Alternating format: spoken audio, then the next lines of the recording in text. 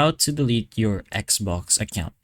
So if you want to delete your Xbox profile or your gamer tag itself, that's not going to be possible since it's going to be keeping the same Microsoft account.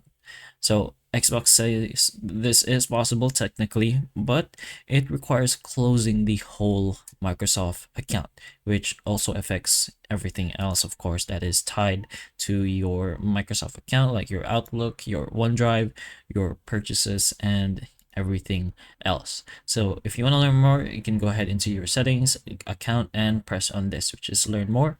It should just bring you to the Xbox support home, and just to be very sure, we can go ahead and ask Xbox support a question, which is how to delete your Xbox account. And the answer will probably still going to be the same of what I said, which is the way to delete is to just close your Microsoft account. So delete your Xbox account, you will need to close your Microsoft account, since there's no way to close your account while keeping your Xbox profile or gamer tag. So you're gonna have to enter the Microsoft account page and you can do the deletion from there. So if you want to do that, go ahead to your preferred browser and search for close Microsoft account. You should get this as your first option, how to close your Microsoft account, and it will lead you here.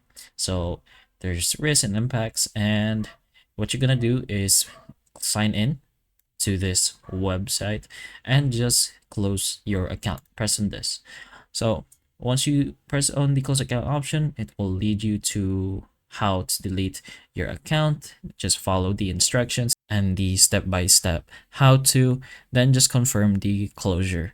So there is a grace period depending on your account settings or region, but that's pretty much technically one way you can delete your Xbox account.